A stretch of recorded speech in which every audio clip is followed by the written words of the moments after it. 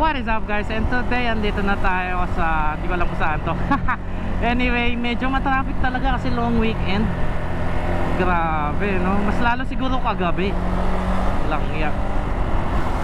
Napaka-relax talaga nitong motor na to no. Sarap pala pag adventure bike. Parang ayoko na mag-CB. Lang yan ang motor ko. Sarap ng quick shift. Oh, resting tray no, lakas. Ay, ba't pa ako nag-clutch? Anyway, sarap talaga. Parang ayoko ng ano to bitawan. Eh, kaso saan na ba tayo? Yun nga, napaka-hassle talaga pag nakakash ka. Alang ya. Kaya in-advise ko, pumiyok pa eh. Kaya mas advice ko talaga na naka-RFID na tayo lahat. Kasi yun nga, ang haba ng pila, ang tagal pa no, ibang klase. Op, baka nawala ako na yung ticket, 500, 300 yan.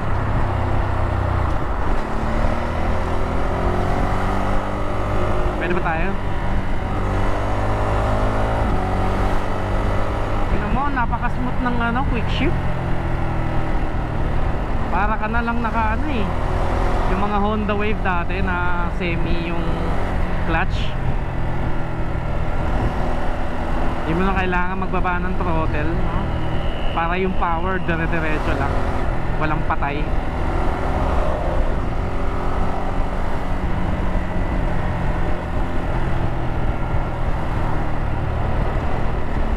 Ay, naka 4K 30 nga pala tayo. Iyan na natin, palitan natin settings. Magpapagas na lang ako sa may Marilao mamaya. 500 ulit. Sheesh. Yun nga, nagpagas tayo 500 ulit. And yun nga, buti na lang nagbigay si Petron ng Ducati Sweat, Pocari Sweat. Di ko alam, basta yung kulay blue. Kasi nagpagas ako, parang free lang ata pag nagpapagas ka ng maybe 500 and above or 500, diba? Eh, at least diba, maiibsan yung init ngayon ng panahon. Saka grabe, tignan mo kung grabe yung ang daming tao, ay ang daming sasakyan. Hirap talaga pag no, long weekend tapos sumabay ka.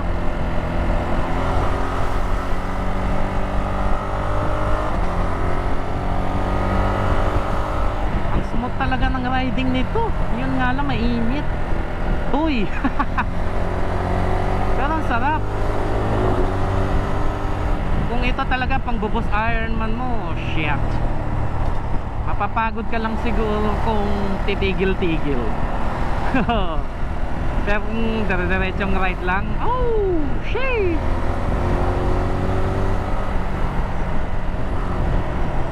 Gusto ko sanang palitan ng mode ng sports para matesting natin, kaso hindi ako marunong. Dapat pala ni YouTube ko kagabi.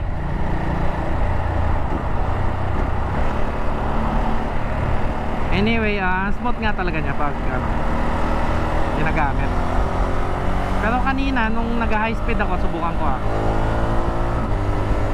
eh, ba't kanina parang pumuputok? Pag nag-upshift ako, upshift plus quick shift, upshift ang quick shift, gagi. Sa pag nag-gear up ako, pag ayun nga, may siya, may backfire siya sa dulo. Ewan ko kung bakit. Pero anyway, thank you ulit doon kay brother. Nakalimutan kong tanungin yung pangalan niya.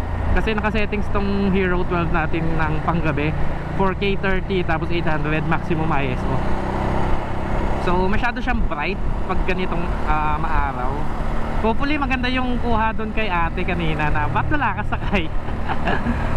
So ganda sana. So hopefully maganda yun kasi covered naman. So, kaya siya, para hindi na ako magtanggal ng helmet, sa kanya ka na lang pinagpipindot. Thank you brother. Naka-Trident 660 siya, tapos naka Harley Davidson yung isang tropa niya. Ikot lang din daw sila dito sa Bulacan.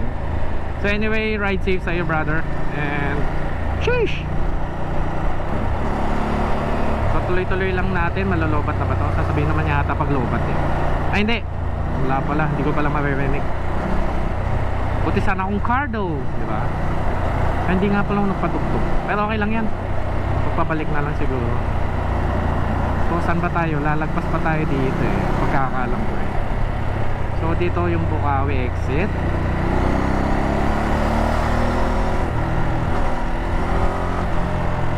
Ma-power pa rin pala to, no?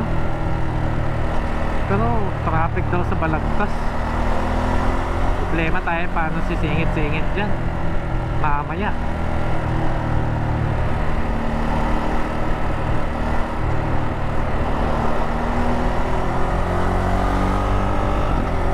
Ayun o, narinig niyo yun? Pak! Or baka masyado mababa yung RPM. Hindi, 140 plus na ako kanina eh. Ay, sinabi. Well, ewan ko kung ganun ba talaga. So, ganun pa. Oy! Yay! Grabe, ang init talaga. Grabe. Fuck. Lakas ng loob no, hindi nagpadded, nasa NLEX. Hey!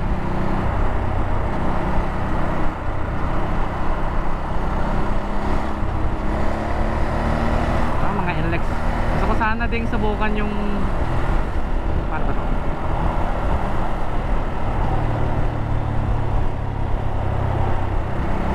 Ano yan?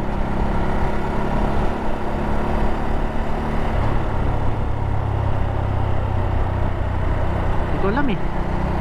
Para saan yun? Yun daw yung ano eh, cruise control. Pero ba tayo gumana?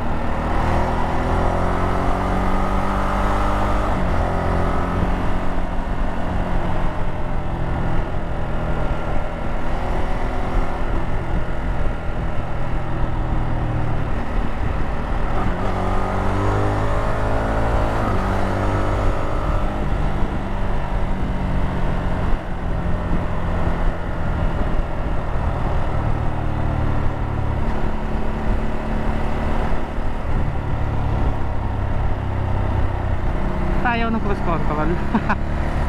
Anyway, I think doon lang at medyo matraffic na tong susunod na kabanata. Sheesh!